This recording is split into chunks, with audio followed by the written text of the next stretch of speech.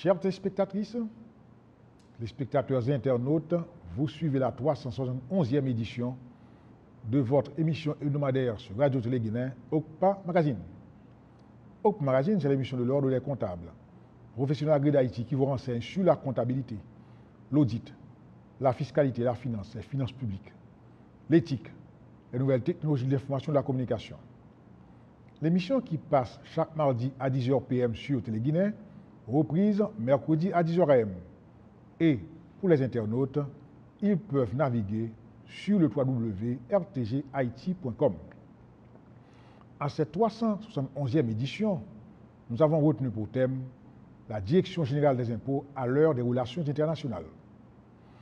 Pour avoir cette émission, nous avons à la fois le plaisir et le privilège de partager le plateau avec le directeur général de la Direction générale des impôts, M. Mirade Morlan, et M. François Siran, qui est coordonnateur adjoint des communications à la DGI. M. Morlan, bienvenue à notre émission. Salut M. Payan, salut Siran. Je salue également les téléspectatrices et téléspectateurs Radio Guinée. Je profite de l'occasion également pour saluer, pour remercier en quelque sorte l'OCPA Magazine pour l'invitation de ce matin. Merci. On remercie M. Payan de nous avoir invités à cette émission. Et puis encore, pour moi, c'est un plaisir d'investir le plateau d'OCPA Magazine pour entretenir le public des actions de la DGI. Merci. On prend une pause, on vous revient.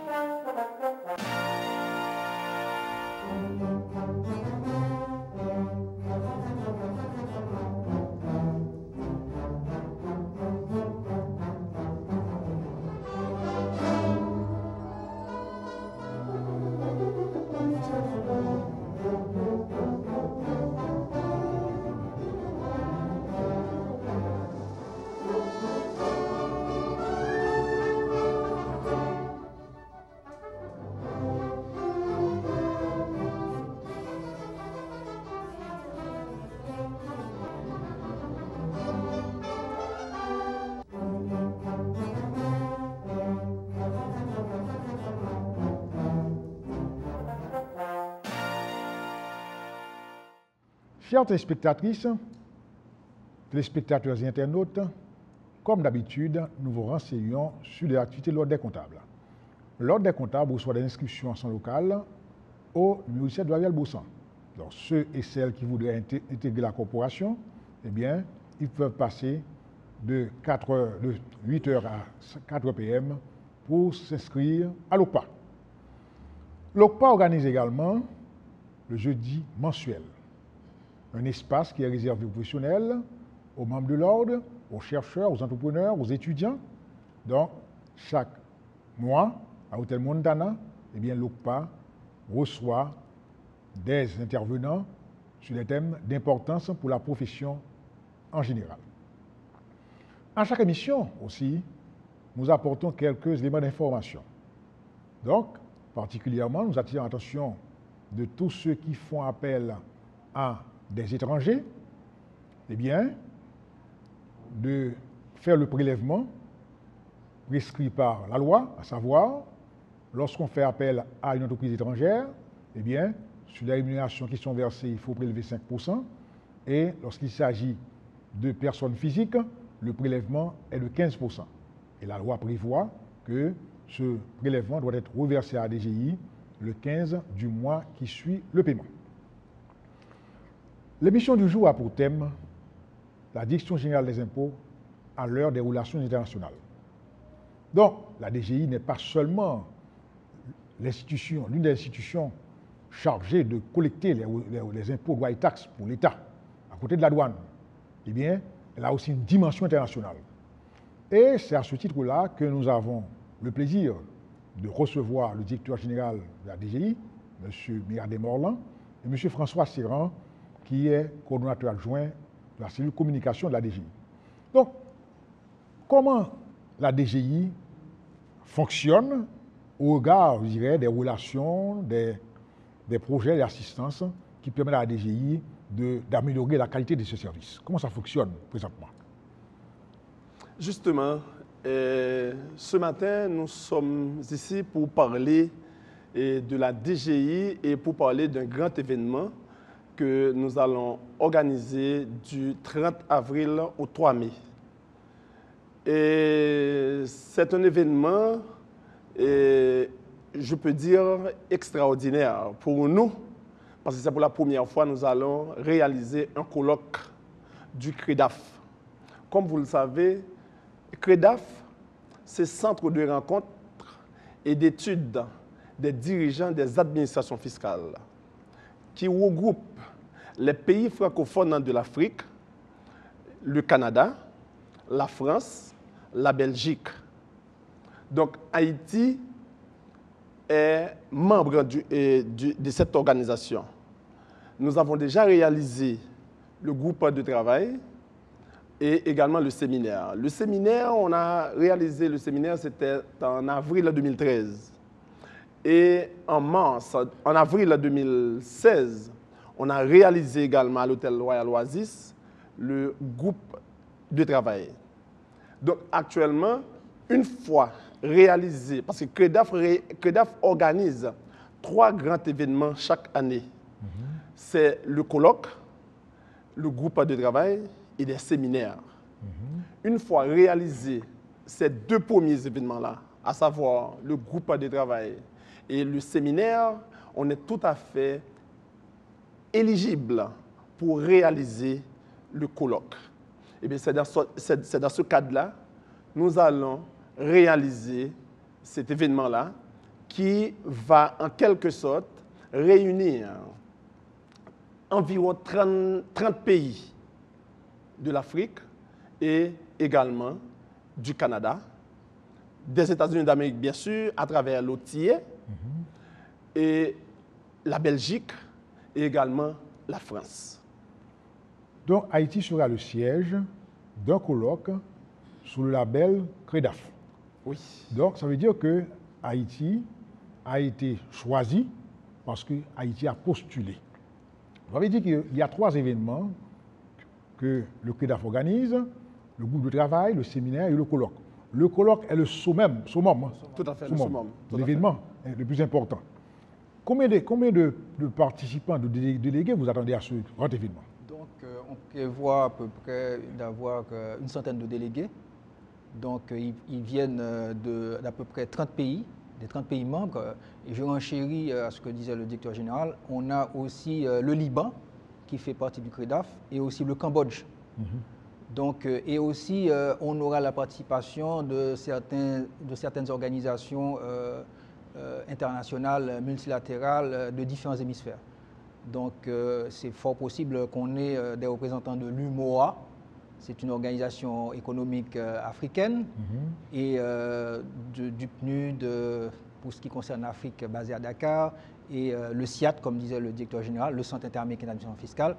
Donc, le FMI, par exemple au Togo, où l'on a réalisé le 32e colloque, on avait quand même des représentants, une forte participation de la Banque mondiale. Donc c'est un événement qui va réunir à la fois des délégués de pays, mais aussi des organisations internationales. Mais Haïti, quelle est la participation d'Haïti à ce grand forum qu'est le CREDAF? En quoi ceci peut-il influencer la pratique fiscale chez nous? Bon, je pense qu'au contact comme on l'a dit aussi dans un mémorandum qu'on a adressé au personnel pour les informer de la réalisation de cet événement, donc au contact des autres collègues fiscalistes, ils pourront quand même bénéficier de leurs expériences. Ce sont des gens assez chevronnés. Et surtout, le thème qu'on aura à débattre, le consentement, c'est un thème d'actualité.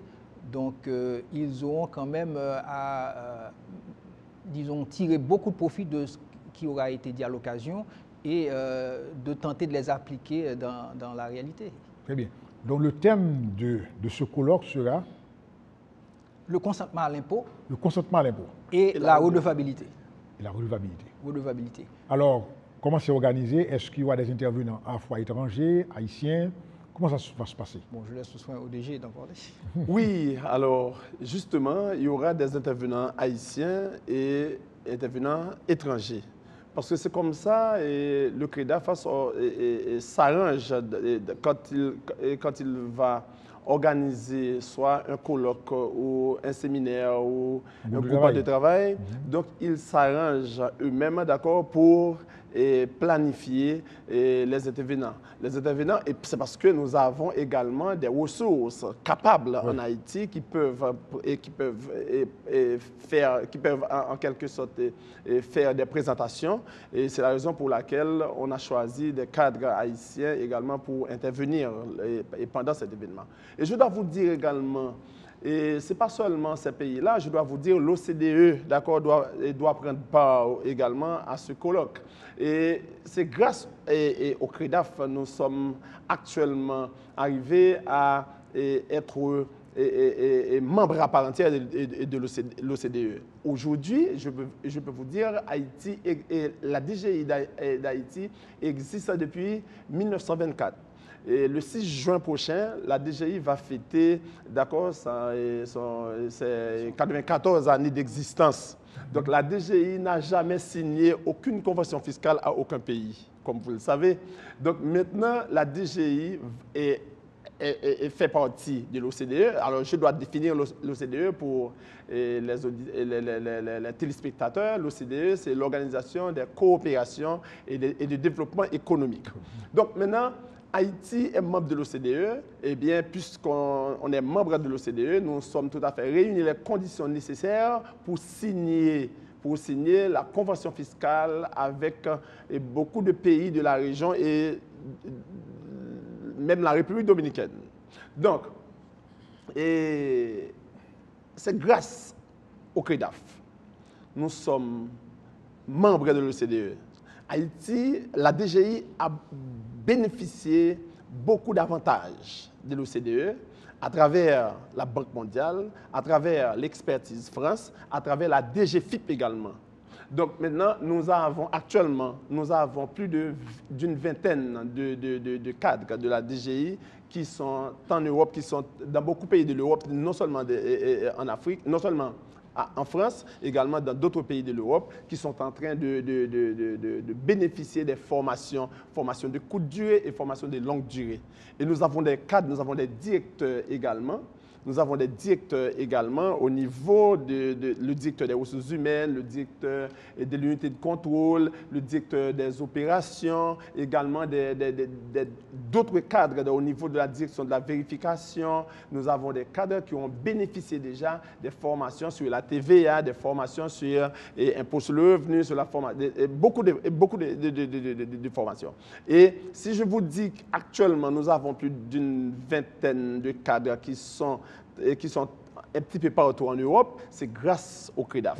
D'accord? C'est grâce au CREDAF à travers l'OCDE, bien sûr. D'accord? Donc maintenant, Haïti bénéficie déjà beaucoup d'avantages et nous aurons à bénéficier beaucoup plus toujours parce que maintenant, nous allons réaliser le plus grand événement du CREDAF. Donc, ça va en quelque sorte nous donner beaucoup plus de visibilité, d'accord, à travers le monde. Ce n'est pas à travers seulement le pays, mais à travers le monde. Parce que Haïti est un pays comme tous les autres pays. Nous avons la DGI, nous avons actuellement, je dois vous dire aussi, à travers ces coopérants-là. Donc, nous avons bénéficié le nouveau logiciel que nous sommes en train d'implémenter actuellement à la direction des moyens contribuables. Et actuellement, nous sommes dans le Nord, d'accord, pour implémenter ce nouveau logiciel-là. Ce logiciel-là s'appelle RMS, Revenue Management System. Okay. Donc, eh bien, nous avons beaucoup de coopérants, nous avons l'OTIE, nous avons l'expertise France, nous avons également Revenu du Canada qui sont là à la DGI pour nous donner des supports, d'accord, en termes de formation et en termes je peux dire en termes de formation parce que je ne vais pas aller plus loin, mais en termes de formation, nous avons ces cadres-là qui sont là pour nous accompagner, d'accord, pour nous rendre beaucoup plus performants, d'accord, dans nos actions. C'est grâce au CREDAF. Vous avez parlé d'OTIE. OTIE, c'est quoi? L'OTIE, c'est l'Office du Trésor des États-Unis d'Amérique. L'OTIE. Très bien. Donc, la DG est comme une ruche bourdonnante maintenant en termes de support, de coopérants, et ça veut dire quelque part, ceci va avoir une incidence sur l'amélioration de la rentabilité du rendement. Mais au niveau du CREDAF, vous avez mentionné que le CREDAF est comme une porte d'entrée pour vous. Comment Haïti a intégré le CREDAF? Comment? Quels sont les pays membres du CREDAF et en quoi, je dirais, ce colloque va effectivement agir positivement sur, je dirais encore une fois, sur la pratique en Haïti? Bon, le CREDAF, la porte d'entrée du CREDAF, pour être admis au CREDAF, il faut quand même, comme État membre, il faut, disons, une correspondance du ministre des Finances du pays qui voudrait bien adhérer, qui soit adressée au secrétariat exécutif du CREDAF. Donc, après analyse, on soumet ça au bureau exécutif. Et ensuite, lors d'une assemblée générale, disons, on décide de l'acceptation ou pas. Et on soumet aux pays qui voudraient bien adhérer les statuts. Une fois que le pays disons, adhère au statut. Adhère au statut, donc il y a quand même une cotisation aussi qu'il faut donner. Donc, une fois que c'est OK, donc on est intégré. On est intégré. Très bien. Depuis quand Haïti fait partie du CREDAF? Depuis quand? Bon, moi, je ne peux pas vous avancer une date, mais je sais que depuis plus de 2 décennies, qu'on est au CREDAF. Donc, je ne sais pas si le directeur général en sait quelque chose, mais je n'ai pas une date précise. Donc, quant aux retombées, les retombées sont positives, parce que quand même, et je peux vous dire qu'on n'est pas, je vous dis qu'on est hier depuis 2 décennies, 2 décades, donc il y a pas mal de générations de cadres de la DGI qui ont approché le CREDAF. Donc, le directeur Robert Joseph, qui sera l'un des intervenants, c'est quelqu'un qui a participé à maints colloques, séminaires du CREDAF. Oui, pas mal de cadres. J'ai pris le directeur Robert juste parce qu'il doit intervenir. Donc, tous les responsables de la DGI ont flirté avec le CREDAF. Donc, je pense que c'est un réservoir de connaissances, c'est un lieu d'échange, de dialogue entre des spécialistes de la fiscalité, donc qui partagent leurs connaissances. Et à ce titre-là, comme je l'ai dit tantôt dans mon intro, donc les cadres de la DGI qui auront à intégrer ces ateliers auront à bénéficier beaucoup de ces échanges et qu'ils auront à transposer dans l'application quotidienne. Mais à vous entendre parler, ce n'est pas un flirt, c'est le mariage. Hein? Oui, c'est vrai. C'est un mariage. Ouais. Très bien. Alors, le CREDAF est vraiment une institution, je dirais, d'une grande portée pour l'administration fiscale haïtienne. Mais alors, cet événement que vous avez organisé, à quoi le délégué, le participant peut-il s'attendre? Qu'est-ce que vous avez comme programme, comme thème, comme sous-thème? En dehors du thème, quels sont les sous-thèmes que vous avez développés? Bon, moi, je connais... On va vous dire, le thème est de grande importance, oui. Le consentement à l'impôt et la redevabilité. Mais alors, quels sont les sous-thèmes qui seront développés? Donc, je n'ai pas sous la main les sous-thèmes, mais les sous-thèmes, disons, seront liés quand même, seront des démembrements du thème central consacré au consentement à l'impôt et à la redevabilité. Bon, mais alors, ça veut dire, en pareil cas-là, vous aurez des intervenants haïtiens et étrangers, et pendant 3 jours. Pendant 3 jours. Mais comment ça sera organisé? Vous aurez des ateliers, des échanges, etc. Comment ça se passe? Voilà. Donc, il y aura dans un premier temps, il y a la cérémonie d'ouverture, ensuite l'Assemblée générale qui réunit les différents directeurs généraux, donc qui sont en conclave et qui décident des perspectives pour l'année prochaine, des thèmes qu'on aura à débattre, tant au niveau des groupes, des séminaires et le choix du thème du colloque, etc. Donc ensuite, il y a quand même des intervenants, comme le Robert ou bien d'autres cadres étrangers, et qui, disons, développeront le thème central. Ensuite, on aura des ateliers, des ateliers de travail, donc, où les différents délégués seront répartis dans des salles pour discuter. Et ce ne sera pas, disons, quelqu'un ne pourra pas dire, par exemple, qu'il fait partie d'un atelier qui développe tel sous-thème, et puis qu'il n'intégrera pas un autre atelier qui développe un tout autre thème. Donc, il y aura des interéchanges. Donc, tout le monde aura à débattre de tous les sous-thèmes. Très bien. Voilà. Mais comment le CREDAF... Et puis, je continue, je m'excuse. Et à la fin, il y aura quand même des synthèses. Les actes du colloque. Voilà, qu'on aura à présenter avant la cérémonie de clôture. Et je crois que tous les participants, particulièrement les directeurs généraux, recevront un document où est synthétisé tout ce qui a été dit au cours du colloque. Très bien. Donc, Haïti, ce sera le siège de la 33e colloque. 33e colloque. C'est un chiffre extraordinaire, hein? Oui, 33. 33e. Oui, 33. Ah oui. Donc, maintenant, comment le CREDAF est-il organisé? Il y a un président, un vice-président, un secrétaire général, comment ça se fait? Il y a les élections qui se font. Je laisse le soin au directeur général parce qu'il est le vice-président du CREDAF actuellement. Mais félicitations. Donc, il sera disons, adoubé comme président du CREDAF à la clôture du 33e colloque. Donc, je lui laisse le soin. Hein? Très bien. Et merci. Je dois vous dire que le CREDAF s'organise comme ça. Il y a un secrétaire général, il y a un secrétaire général adjoint, il y a un secrétariat qui est composé de 3 membres. Il y a également le président et également la vice-présidente. Moi, actuellement, Haïti assure, n'est-ce pas, la vice-présidence du CREDAF. C'est moi qui suis le vice-président du CREDAF depuis l'année dernière. Donc, après le colloque, on va organiser comme d'habitude. Après avoir réalisé le colloque, le pays qui réalise le colloque va assurer en quelque sorte la présidence du CREDAF. J'ajoute en termes de structure à ce qu'a dit le directeur général, il y a de toute façon, en tant que financier, vous savez qu'une organisation ne fonctionne pas sans les finances. Donc il y a les administrateurs, il y a un corps d'administrateurs dans le staff. Au moins 4 administrateurs. Où est-ce que le CREDAF a son siège? Le siège, c'est à Paris, c'est à Bercy, c'est au siège du ministère de l'économie et des finances français. Parce que le CREDAF, c'est une initiative de la DGI française. Donc, les premiers vagissements ont commencé dans les années 78, 75, 78, donc, où se réunissaient 9 ou 10 pays africains. Et puis après, ils se sont dit pourquoi ne pas élargir le cercle et mettre l'organisation sur les fonds baptismaux, qu'on a fait en 82 à Yaoundé. Donc, au départ, c'était 10, maintenant, on est à 30.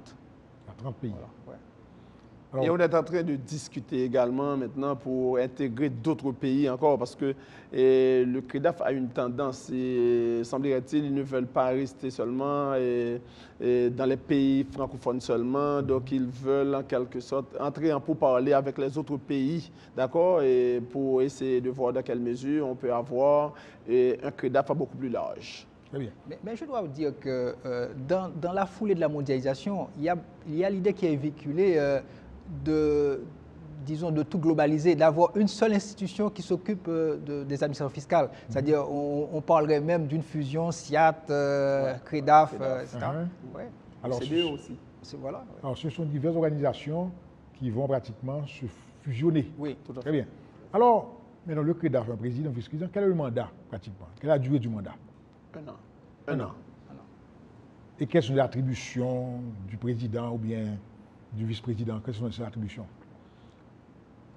L'attribution du président et des vice-présidents, ils sont là pour organiser des réunions, pour coordonner des réunions. Et c'est dans chaque pays, là où il y a une activité, soit le groupe de travail ou le séminaire, et le président est là pour assurer, d'accord,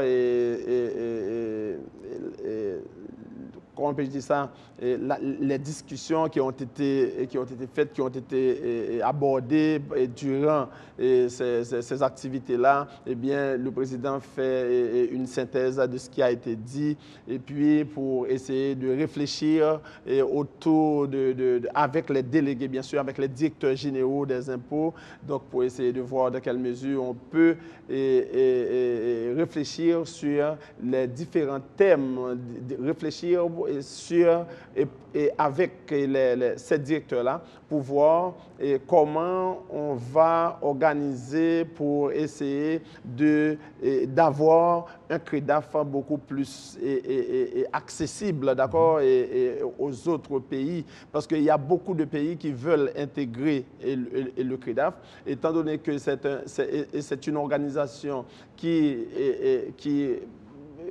qui n'est pas tout à fait trop ouvert avec les autres pays qui parlent d'autres langues. Donc maintenant, on est en train de discuter. Nous sommes tout à fait en pourparlers avec les autres pays pour essayer d'intégrer d'autres pays dans le CREDAF, et à la seule condition, ils ne veulent pas que le CREDAF soit une école, d'accord? Mais cependant, nous allons réfléchir pour voir comment nous pouvons avoir des cadres, d'accord, qui sont tout à fait appropriés pour aller dans les autres pays qui ont besoin de formation. Et par exemple, actuellement en Haïti, nous avons un programme, nous avons une tendance parce que nous sommes tout à fait en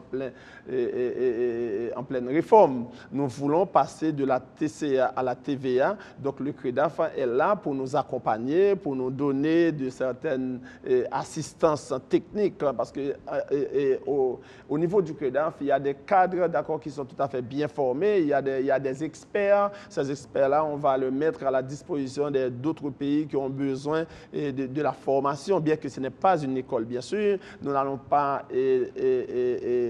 transformer le CREDAF, d'accord, à une école, mais cependant, ces cadres-là et ces experts-là, ils sont tout à fait disponibles pour aller dans les autres pays pour offrir des assistances techniques, d'accord. Et par exemple, en Haïti, nous avons un grand besoin en termes de formation, alors qu'il y a des cadres qui sont tout à fait prédisposés, qui sont disponibles dans le CREDAF. Eh bien, après avoir réalisé ce colloque-là, ils vont nous accompagner en ce sens. Très bien. Eh bien, on prend une pause.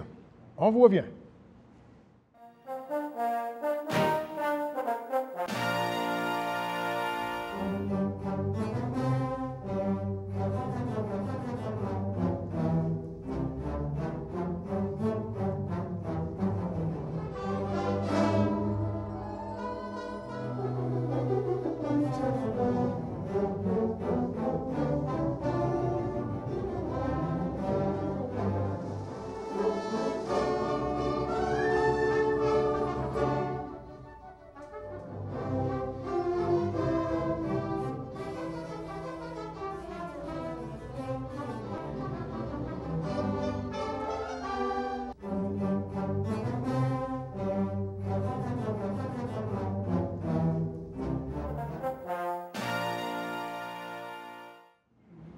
Chers téléspectatrices, téléspectateurs et internautes, vous suivez la 371e édition de votre émission hebdomadaire sur Radio Télé-Guinée, Okpa Magazine. Émission qui a pour thème la Direction générale des impôts à l'heure des relations internationales. Nos invités, M. Mirada Morland, directeur général de la DGI, et M. François Séran, qui est coordonnateur adjoint de la cellule de communication de la DGI. Au cours de la première partie de l'émission, eh bien, nos deux invités vont expliquer le colloque, la tenue du colloque en Haïti du 30 avril au 3 mai.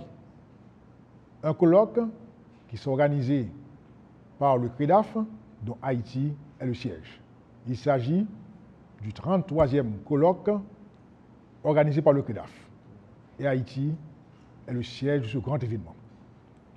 Ça veut dire que le pays aura le privilège de recevoir plus d'une centaine de délégués en provenance de 30 pays membres du CREDAF et de plusieurs représentants d'organisations internationales telles que le Fonds monétaire international, la Banque mondiale, l'OCDE, etc. Donc le CREDAF est une grande porte d'entrée pour que le pays, la Direction générale des impôts particulièrement, puisse avoir accès, je dirais, à certains supports. Et au cours de cette première partie, eh bien, nos deux invités, à savoir M. Morland et M. Séran, vous ont informé sur les avantages qui peuvent découler de cet événement et de la participation d'Haïti au CREDAF. 33e colloque du 30 avril au 3 mai, mais c'est une grande organisation.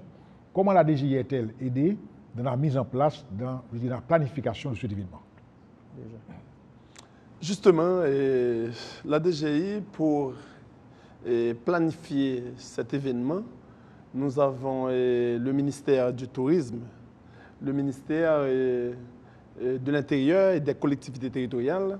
Il y a également le ministère du Tourisme, le ministère de la Culture et de la Communication. Il y a également la Direction générale de la Police nationale. Et nous sollicitons leur intervention et nous avons réalisé pas mal de réunions avec eux. Et il va nous accompagner en quelque sorte. Parce que pour accueillir les délégués, donc maintenant, nous avons besoin des hôtesses. Nous avons besoin de la présence de la police nationale à travers la Polito. Nous avons besoin également l'expertise du ministère de l'Intérieur et de la collectivité territoriale. Il y a également la présence du ministère de la Culture qui est très importante pour nous parce que nous devons en quelque sorte réaliser une journée culturelle.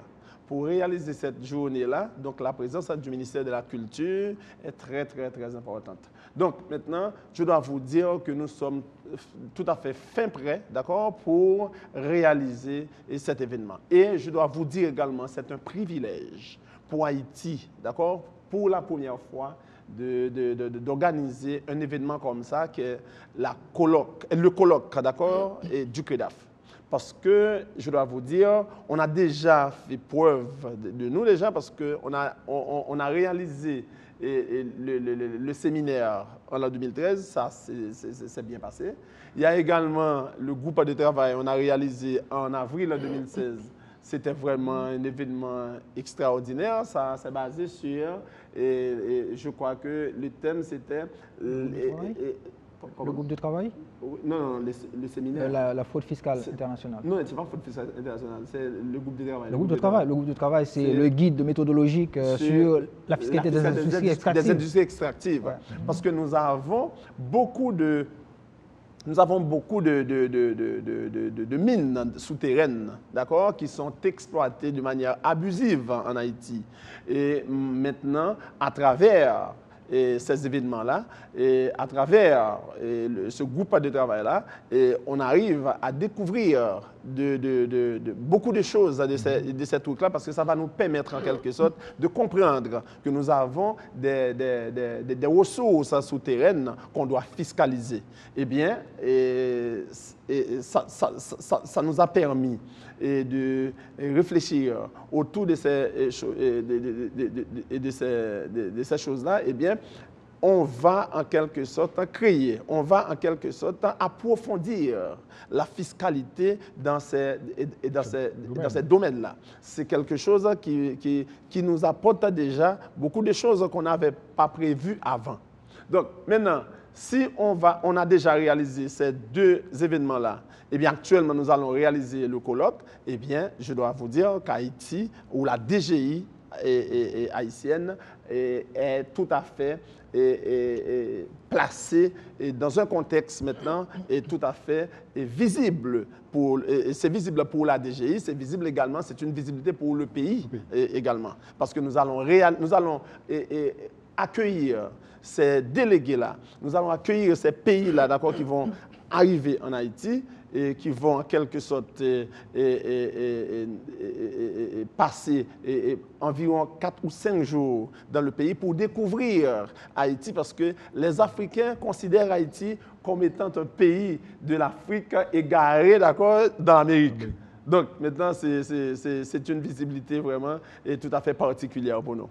Oui, je voulais ajouter quand même, pour la réalisation de ce colloque, il faut quand même un minimum d'organisation, comme vous disiez. Donc, on a commencé, on a eu les prémices avec, à la clôture du colloque de Lomé, où la DGI avait une délégation composée de 2 membres, moi et l'assistante directrice de l'administration. Donc, on a eu à présenter à la clôture du colloque une bonne vidéo qui a connu un fort enthousiasme parmi les délégués. Donc, cela, je pense que les a poussés à venir en grand nombre. Déjà, on dit qu'on a au moins 100 délégués. Il peut y en avoir plus dans les jours, dans les heures à venir.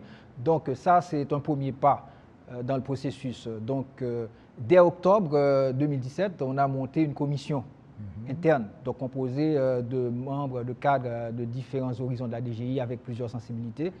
Donc, on a constitué un comité d'organisation. Donc, on s'est dit que ça ne suffit pas, on ne peut pas réaliser tout ça, c'est un poids énorme tout seul. Donc, il faut, disons, chercher des appuis externes. Donc, on a eu l'expérience avec l'organisation du séminaire et du groupe de travail. Donc, on a fait appel à des organismes gouvernementaux, comme l'a dit le directeur général, le ministère du Tourisme, pour constituer un comité d'organisation interministérielle.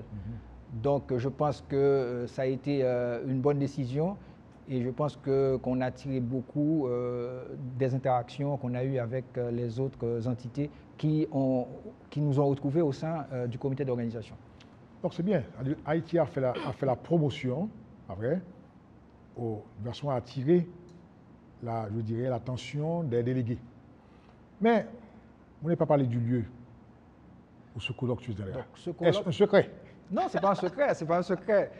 Le colloque se tient à l'hôtel Royal des Cameroun. Okay. On estime que c'est un lieu vraiment reposant. Donc, il y a la mer, tout ça. On n'aura pas trop se déplacer. Donc, quand on dit resort, on est bien tranquille.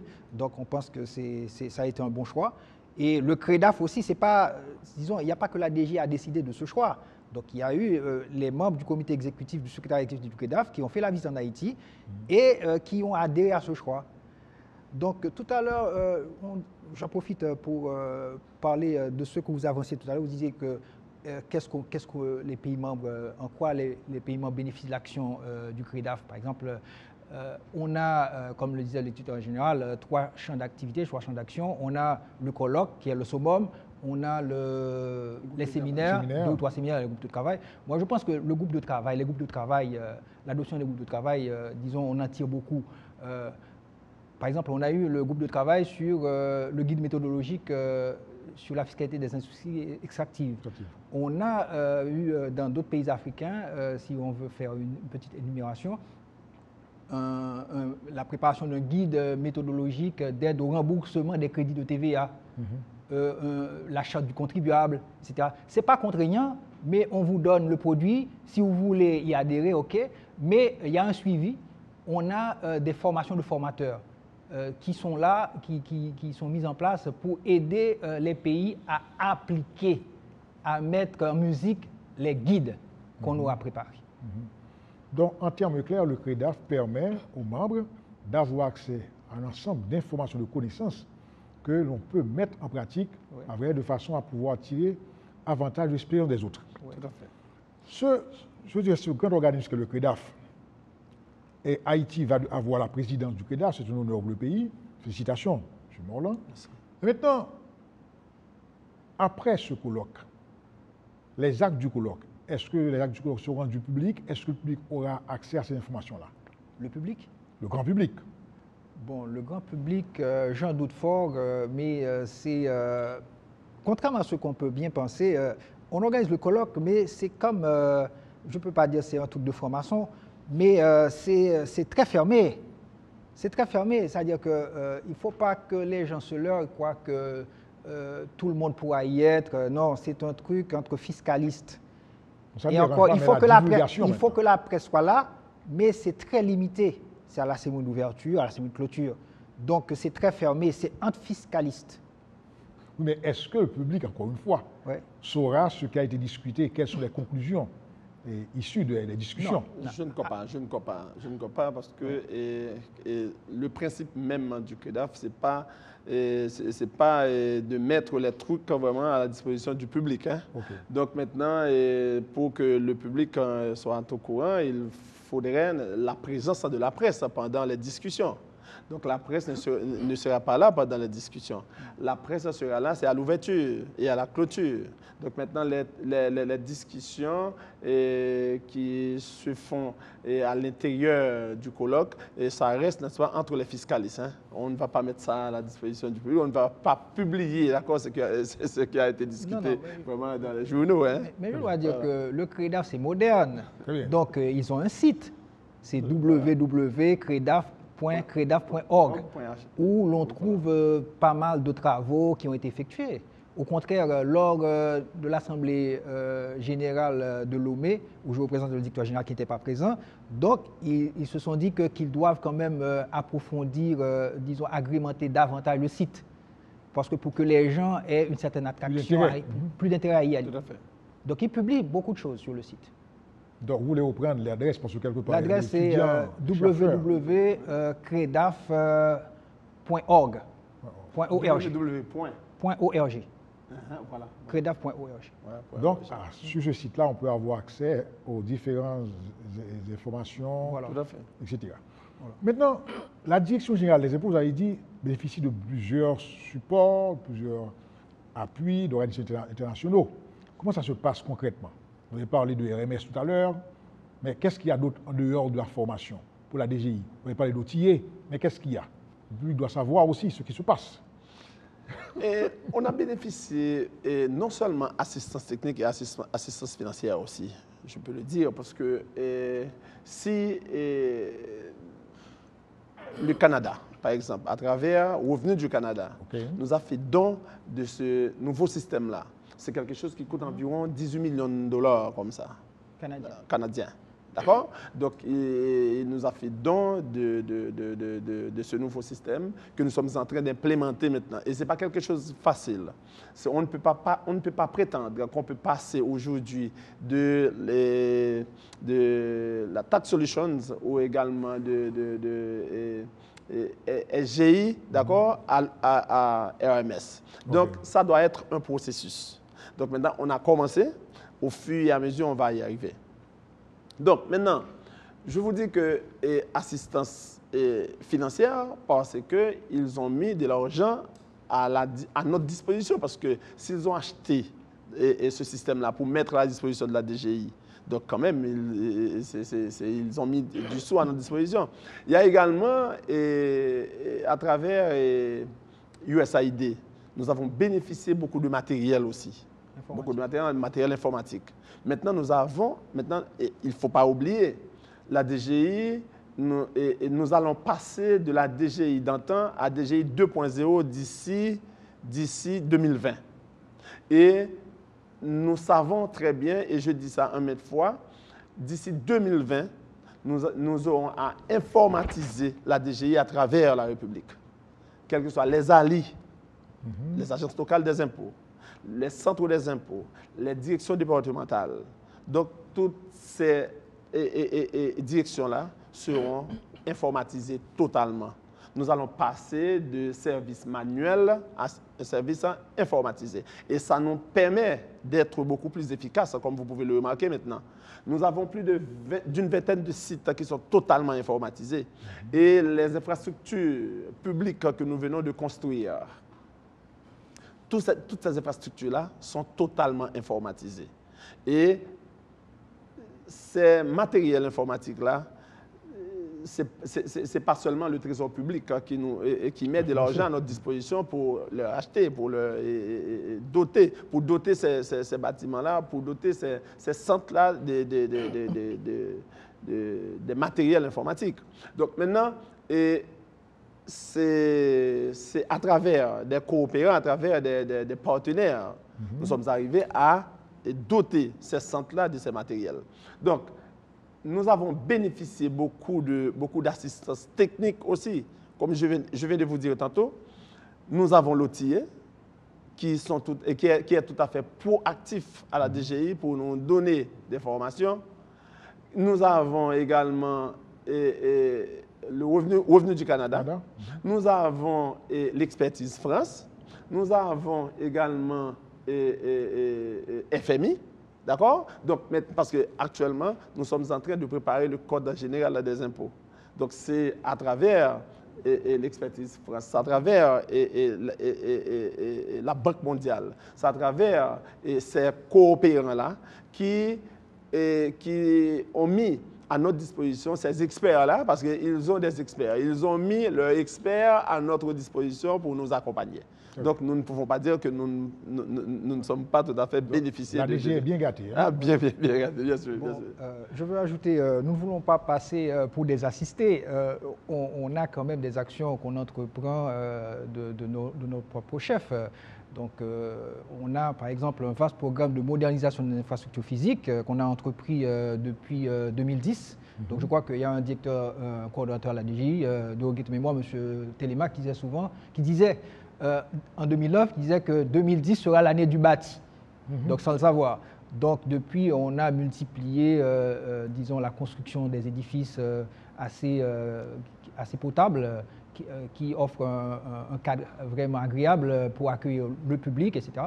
Et je pense qu'on a eu à accuser un long retard en matière d'administration électronique. C'est-à-dire que la DGI était à la traîne. Je crois qu'on est la seule administration à ne pas avoir intégré l'administration électronique, c'est-à-dire e-paiement, e-déclaration. On a fait des pas de géant, donc on a lancé ça à plusieurs reprises, mais quand même, la dernière fois, le directeur général, accompagné du secrétaire d'État aux Finances, M. Décembre, on en a parlé lors d'un point de presse au ministère de la Communication. Donc maintenant, c'est dans les faits, la DGI intègre dans ses mœurs le paiement en ligne, la déclaration en ligne. Donc ça, c'est une bonne chose. Ce n'est pas avec l'appui international qu'on a fait, c'est une décision qu'on a prise de notre propre chef.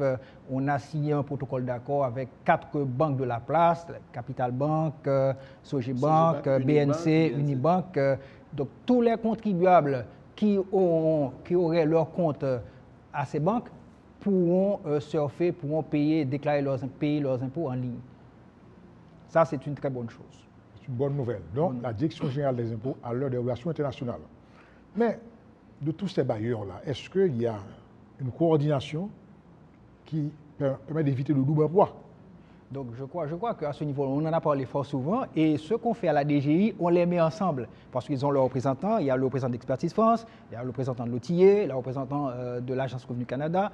Donc, fort souvent, ils se réunissent ensemble autour d'une table pour qu'il n'y ait pas double emploi, des doublons. Donc, on se dit, voilà ce qu'on attend de X, voilà ce qu'on attend de Y. Donc, on ne dira pas qui donne, ordonne. Oui, voilà. Oui. Donc, vous êtes suffisamment organisé, structuré pour que l'aide soit vraiment favorable au pays. Mais on revient encore au colloque. Qu'est-ce que vous pensez pratiquement pour les accompagnateurs? Il n'y aura pas 4 jours, il n'y aura pas 3 jours seuls, 4 jours d'assises. Il y aura quand même, je dirais, des activités culturelles pour pouvoir permettre aux gens de découvrir Haïti aussi. Mais vous savez que l'expérience que j'ai faite, grâce à l'opportunité que m'a offerte le directeur général, donc j'ai été au Gabon en 2016 et au Togo en 2017, j'ai vu. Donc rien n'est prévu en général pour les accompagnateurs, mais ça ne veut pas dire qu'on doit se baser sur ça pour ne pas innover. Donc le ministère du Tourisme la ministre du Tourisme qui nous a visité, qui a participé à notre dernière réunion, Madame Ménos, nous a parlé de différentes possibilités qu'on devrait offrir aux accompagnateurs, pour qu'ils ne soient pas un peu à l'écart. Mais en général, au niveau du CREDAF, il n'y a rien qui est prévu pour les accompagnateurs. Bien. Haïti fera pratiquement pour neuf. Oui, on va faire quelque chose. Vous allez innover. Voilà, oui. Mais alors, au niveau pratiquement culturel, qu'est-ce que vous avez prévu pour ces délégués? Bon, je laisse ça du président. Merci. Donc, sur le plan culturel, nous avons... alors, on a été à Marchand des Salines. On a été à Marchand des Salines pendant 2 fois, je crois. Et nous avons un comité d'organisation qui a été à Marchand pour visiter des sites touristiques, pour visiter des sites historiques, bien sûr. Bien. On a visité le Fort Décidé, d'accord. Nous avons, il y a également la maison des Salines, et nous avons également la cour Souvenance. La cour Souvenance, nous aurons à visiter avec ces Africains-là. Et oui, alors il y a également le site, c'est un site touristique, site historique quand même de Roger Fonboin, et c'est à Moulins-sur-Mer, musée Moulins-sur-Mer. Donc maintenant, alors les visites culturelles doivent débuter à partir de dimanche. D'accord? Parce que nous avons des délégués qui arrivent pendant le week-end. Il y a des délégués qui sont... D'après moi, il y a des délégués qui sont déjà en route là. Ils sont tellement intéressés à Haïti. D'accord? Des délégués qui viennent de la République démocratique du Congo. des délégués qui viennent de Cameroun, qui viennent de beaucoup de pays de l'Afrique, qui veulent connaître très bien Haïti. Et ils m'ont dit ils vont profiter de cette occasion pour venir un ou deux jours à l'avance, d'accord, pour pouvoir visiter Haïti.